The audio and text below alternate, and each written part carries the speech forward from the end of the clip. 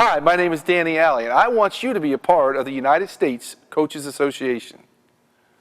Getting involved in baseball at a younger age was kind of something that, I always loved to be around sports, and just you grow up being in, playing in the streets and everything else. So, baseball or sports came easy to me, to be honest with you. Back in the day, I think back at some of the coaches there, they were dads, doing the best they could with the knowledge they didn't have, but you just kind of, it's not like today with all the access you have to knowledge, to internet and coaching and things like that. But, I had some really good dads, that had, who did the right things, and, the character, the discipline and things like that. And it was just something I felt like I wanted to do. I wanted to stay in sports. I knew I couldn't play it professionally. So the next option was to go to school, get a good education, which I did. And I went to a teaching school in Pennsylvania and loved it. And kind of everything else came kind of easy for me. For those guys out there that, think that coaching their son is tough to do, it's really not that bad. It's a relationship I had with my son. We had a great relationship. It was a dad and a coach, first of all. But it was, there was a lot of pressure on his part, pressure on my part, because I am his dad and coaching at a high level at St. Edward High School. And so there's a lot. It was just added pressure throughout the whole, all the hype coming into being a first-round pick, and we were projected to be a contender for the state title in Ohio. So there was just a lot of. It was very adventurous, very stressful, but at the end of the day, it all worked out. When my son started playing baseball, well, I had been coaching him all the way through, just because you want to make sure that he's getting the right information, and not only for him but for the kids. I felt like the Lord blessed me with a gift, and I wanted to make sure that not only my son received the gift, but all the other players around him received gifts. And so I've coached him all the way through since he was. I can remember when he was 3 years old and throwing a baseball to his senior year at St. Edward High School, and becoming a second-round pick, and starting his professional career, which was a dream of his. And so coming up through that was real natural for me, to be honest with you. But it was just that's kind of at the end, you can reflect back and see when he was a little 3-year-old playing, and just when you have time to do that, it was so hectic throughout the whole year with all the hype on him, and being a first-round pick, and all the expectations that were put on him and put on the school and put on me being his dad as a coach. So, when it was all done, and St. Edward High School won the Division I state title in Ohio, it was a great relief, great accomplishment. But I was glad it was over, to be honest with you.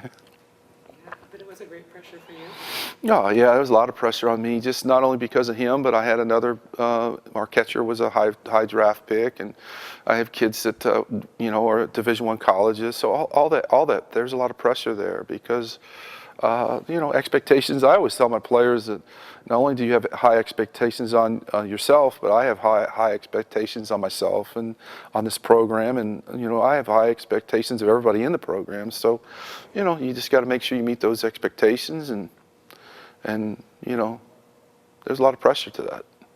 Well, I think it's very important for any coach at any, especially at the youth level, to, there's so much access today with internet, and people are publishing books, good coaches. And I think that's if I had to go back and change anything, I don't think I'd change it. I wouldn't have to change much, because I was continually educating myself, participate in your state, as a high school coach, even amateur coaches. When I go to high school state baseball conventions, there are amateur coaches there.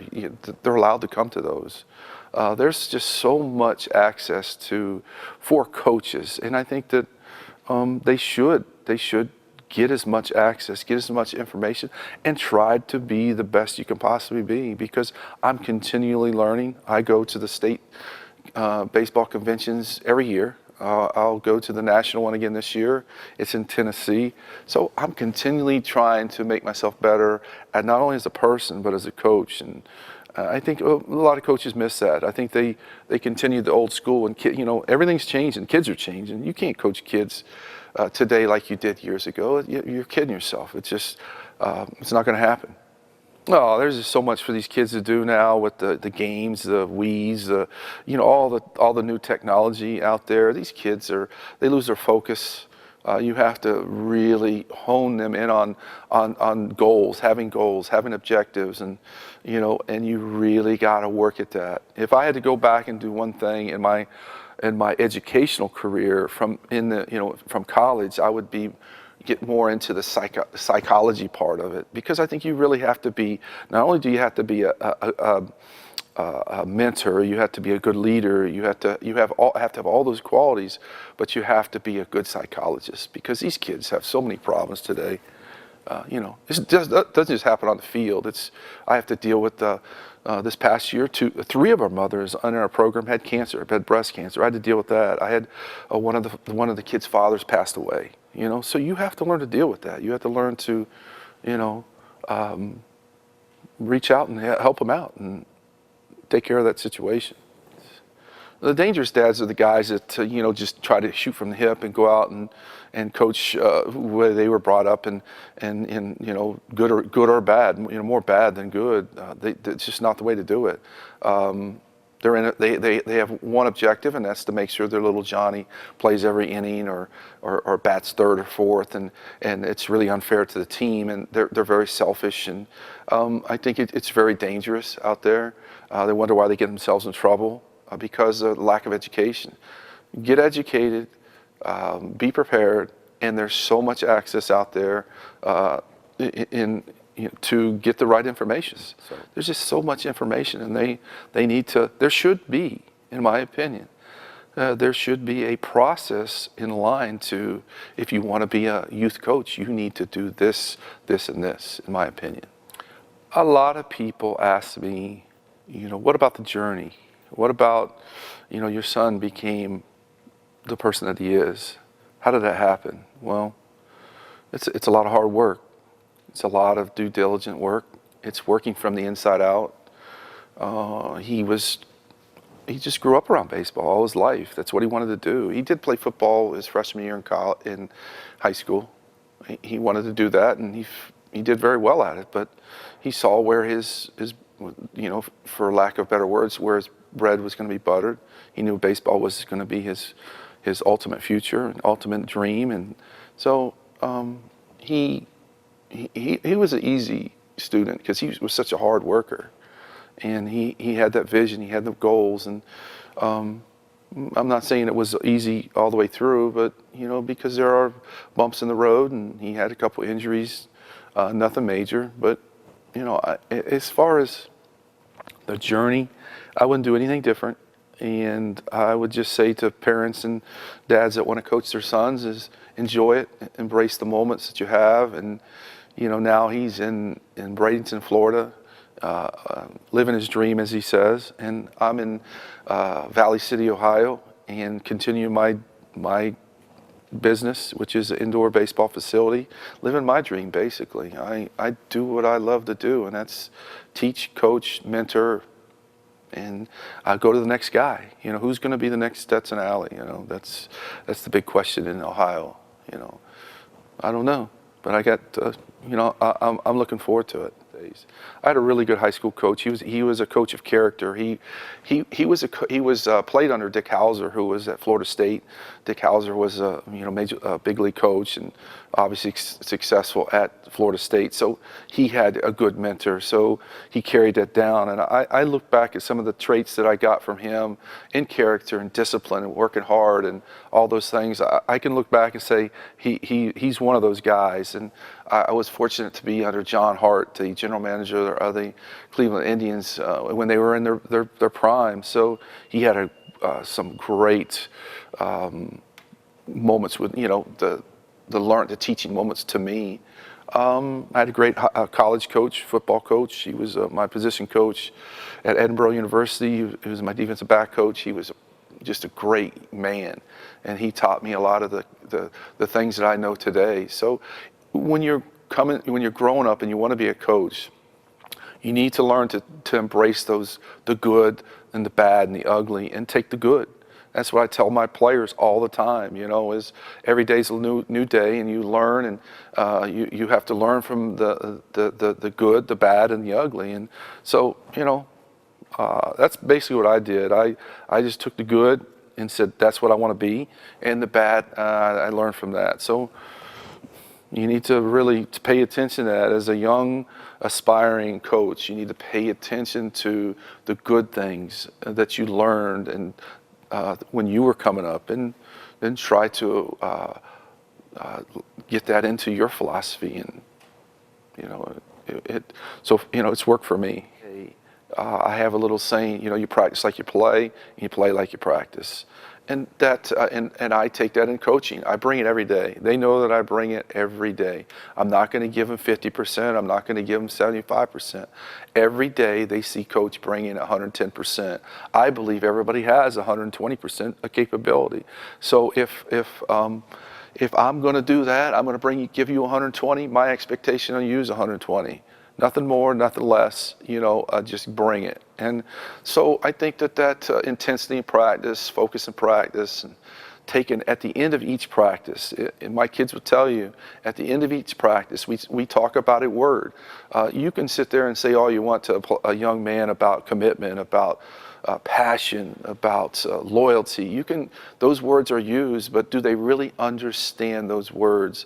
So at the end of each practice, it's less than 5 minutes that I spend time on those words and letting them know what those words truly mean, and then they have to incorporate that into their daily practice, their daily life, whether it's here at our practice facility, or it's in school, or it's outside of school, to be honest with you. The accomplishment this past year, winning the second state title in Ohio in 3 years. I think our players believed that they could win it the second one, but I could see a little bit of that doubt. Not doubt, but it was. I just felt like I had to do some of my best coaching this past year because. It was a goal of theirs because they all write them down. Our kids have to write their goals down. They have to tell me in writing what they're thinking, what they want to accomplish in their high school career, not in their life, because that's a whole different segment there. But just give me your short-term goals here. And so they have them in writing, and I study them. I know the players. I know my players like my child. I mean, I teach in coaching. You have to learn to treat your players like you're your children, because if you don't, they read right through that. And a saying that I learned many years ago is kids don't care what you know until they know that you care. And I live by that philosophy. And they really, once they realize that you care about them, not only on the field or, I care about them in the classroom, obviously, because that's why they're, the education. But when you walk up to a player and say, hey, how's Jill doing? That's her girlfriend. They just look at you like, whoa, you do care. How things going, and how's your mom doing?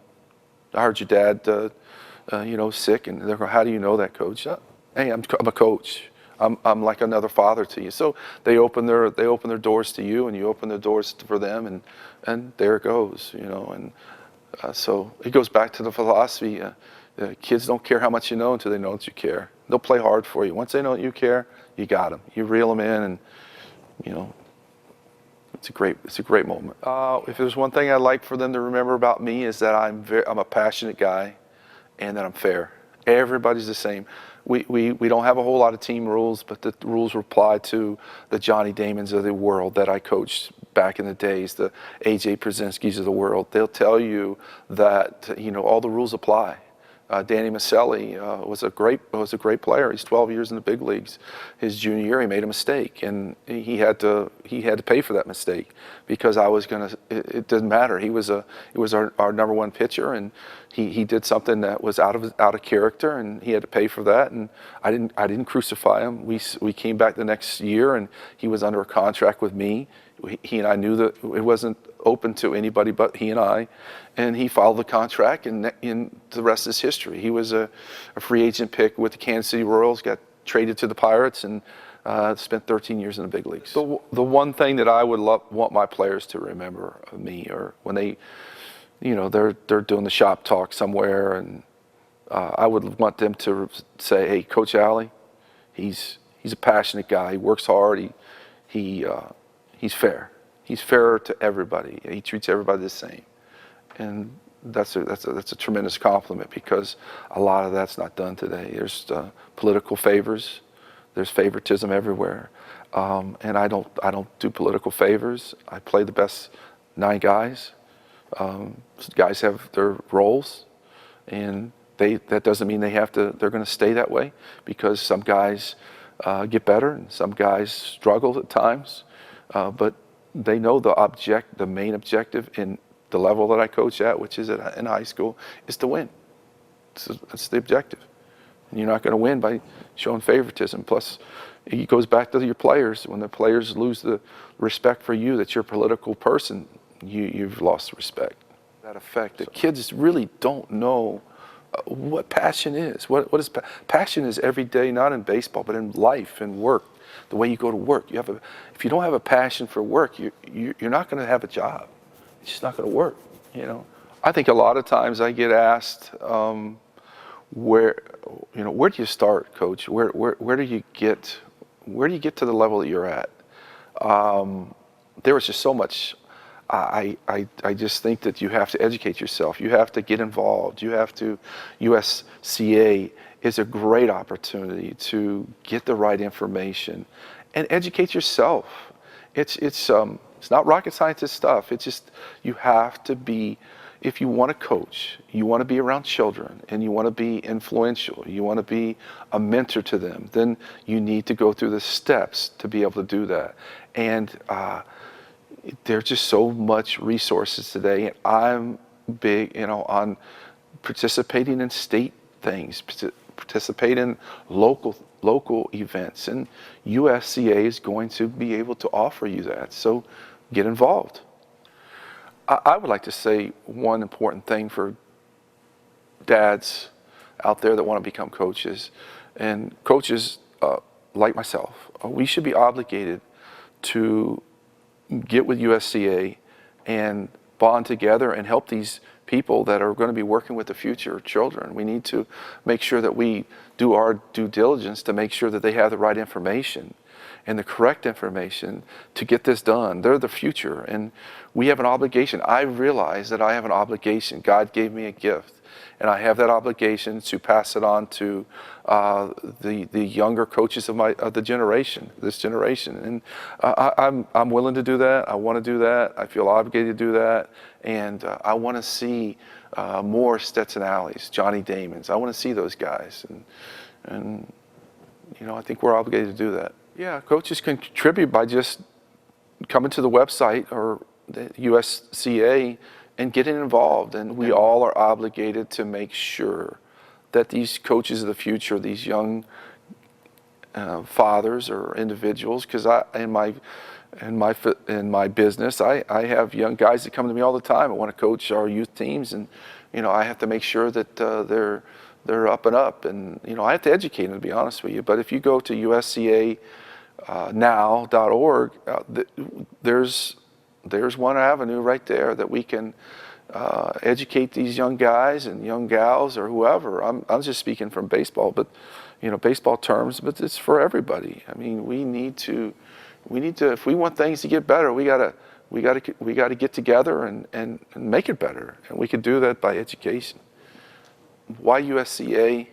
Why am I sitting in front of this camera and doing what I'm doing? I believe in the product. I think it's a platform where we as coaches can come together and do what we talk about doing, but we never really do anything about it. And that's to educate the people that maybe are not comfortable going to the state conventions, national conventions, and all the things that we feel comfortable with. They can do it at home. They can do it off their computer. But there's access to getting the right information and information that they really need to become a coach. I get it every day. I live it every day, because in my facility we have summer teams, and we have 17 of them this year. We've grown so much, but with that, it's an obligation for me to make sure our coaches are qualified, make sure they feel comfortable with what they're doing, and I feel obligated to do that, and that's what I do. It's rough out there coaching today. If you're a guy coming into this profession and you think it's all going to be, hunky-dory, and you're in the wrong profession because it's called parents. Parents are getting rougher and rougher to deal with out there. So you have to be educated. You got to know how to handle situations. I think today in this generation, the parents are really what are ruining youth sports, because they're in the way I put it in my system is that they have one priority, which is their child. I have 56 because that's how many play in my program. That's the freshman, JV, and varsity. So I don't have one priority. I have 56 priorities, and they are really getting in the way and impeding the process. Even in college recruiting, parents are getting in the way to the point where colleges are just flat out not going to recruit your son, because at the end of the day, 4 years they're going to have to live with this situation, and they're saying, I'm not going to do it. And so parents need to trust, if they have a coach with good credentials and is doing his job, let him do his job. Leave him alone, let him do his job. And if the cream always rises to the top. But you think you're doing good, and they're not. They're just really creating a lot of friction in the coach-parent relationships. Me personally, it's very simple. You really don't have any say. The only say that you have in my program is in the beginning of the year when we do our fundraiser. Everybody's involved in the fundraiser because it's for a cause. It's for one cause, and that's to raise money for your child to go on senior trips and get equipment and things like that. That's the only time they have a say in the program. Otherwise, they just got to sit back, enjoy it, come to the games, and enjoy the experience, because in 4 years it's going to be over. And you don't want to look back and say, gosh, if I would have, I should have. You can't do that. So, that's a big area in coaching. USCA needs to really focus on is the parenting part. How do you deal with parents? You have to have rules. You have to have guidelines. In my program, I have a wonderful setup where it's player, parent, coach communication process. It's very simple to read. It's very easy to understand, and you don't break the rules. Period. What can a player, an athlete do outside of the line of his present head coach? That's a very touchy. You got to be careful with that, because coaches could take it personal. Me, I feel like I give it to the kid. I give everything I got, and I do it the right way. So I really have not had to deal with that problem, but I know it's out there. But you have to be very careful, because the coach will take it personal. Could. But at the end of the day, if he's not doing his job and he's not, providing that young man with the resources and everything that he should be doing, then what do you expect him to do? So that's what USCA is here for, is to make sure that there's a platform that they can go to and make sure those goals, those objectives, those things are being accomplished. What else do you expect them to do? If you get into coaching, you shouldn't be getting in it for the money. You're getting in it for the pleasure and the ability to mentor and see young men, preparing for life. It's, in baseball, it's less than 3% go on to play college and 1% play professional baseball. So, come on, the scale, the pyramid, we call it the pyramid. At the bottom of the pyramid, everybody's playing. At the top of the pyramid, there's only 1% playing, maybe less than that. So we're trying to prepare them for life skills. Coaching Johnny Damon was every coach's dream. That kid was the dream child.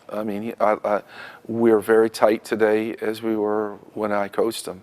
What he walked away from is the fact that, Coach, you brought it every single day. That's what I learned from you, was that you brought it every day. And that helped me in life, because going through minor leagues, if you don't bring it every day, you don't make it to the big leagues.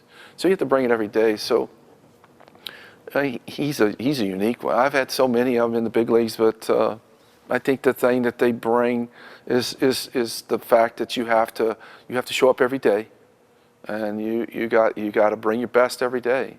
I don't care if it's in junior high, high school, college. You better bring it, because there's somebody out there who's going to take your job. Going back to the article that was written in Sports Illustrated, that was a very is an honor for me, because it was a unique situation where they took superstar athletes of every sport. Johnny Damon was chosen in baseball to choose the person most influential in his life, and he chose me, which was an honor. But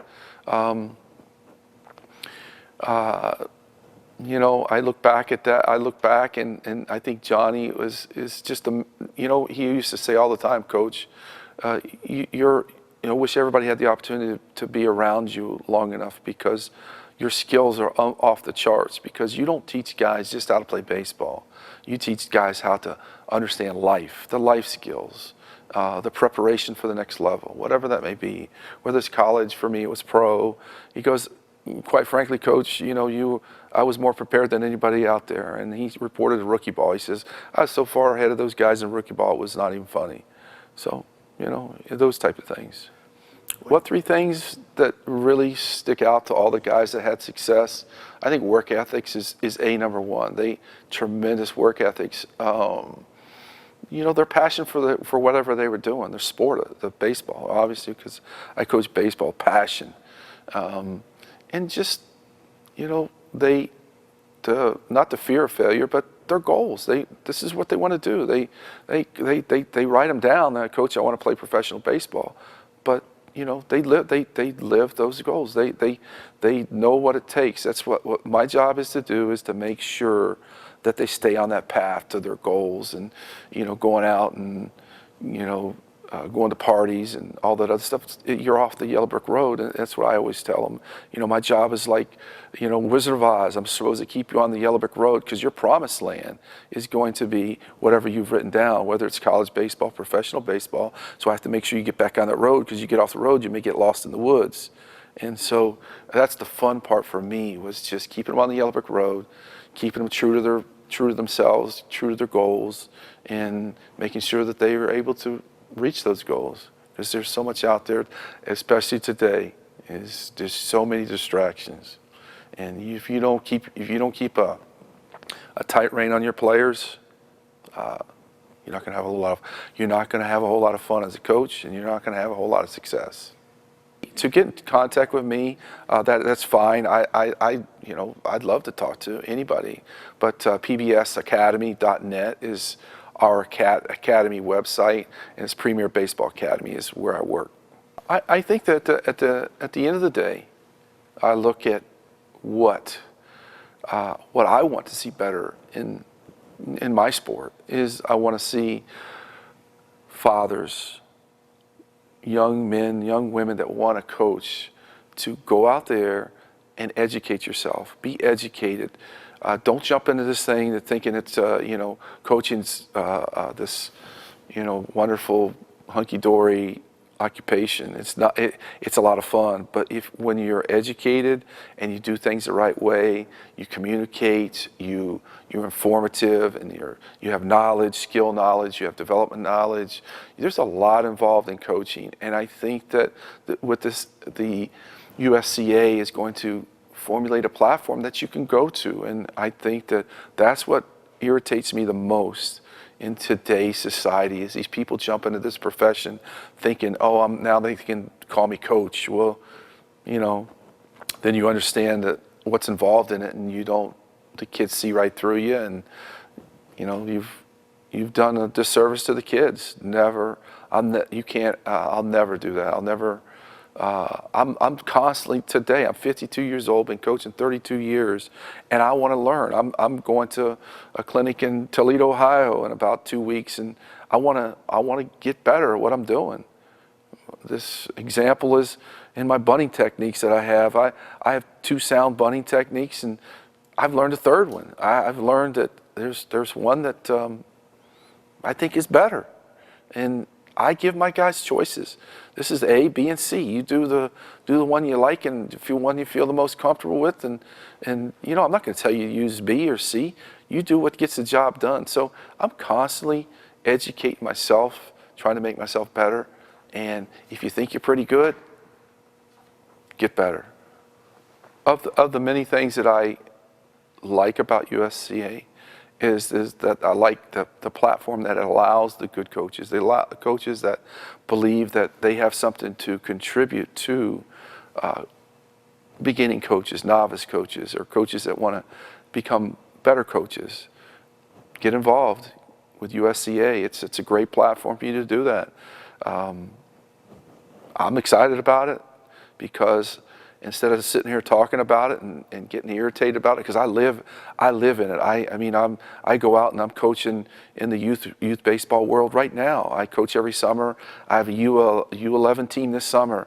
I went back and I'm going to start with this U11 group, and I'll take them all the way through, the Lord willing, till they're 18 or not, whatever. The last age is usually U18, and I'm going to make sure that they have a great experience, and I'm going to make sure that they maximize their potential and get to where their goals and wherever that may be.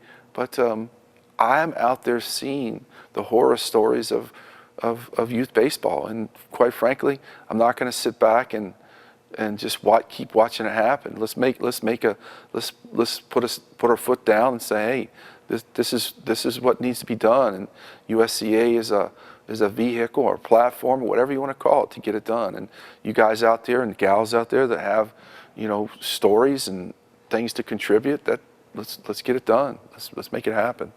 By coaches contributing good articles, videos, or whatever they may have that can help these new upcoming coaches become better coaches and become the type of coaches that we need. Get involved with USCA, and I think it's what we need. It's what we need, and like I said before, sitting back here and now I can help contribute. And instead of talking to really myself or my wife or whatever, now I'm talking to people out there, and I'm telling the people out there, I want to help. I want to help you become a better coach. I want to help you. Am I the best coach? No. I mean, but I think that I have a lot to offer people, and that's what I want to do. I want to make sure that the generations behind me and have the gifts that I've been given, the opportunities that I've been given, and to be the best they can be, and that's what I want to be. I think it's what every coach's goal. They want to be the best they can be. It's not by wins and losses. I couldn't tell you what my win-loss record is, but I can tell you I think I've impacted a lot of people's lives. That's what the most important part for me is.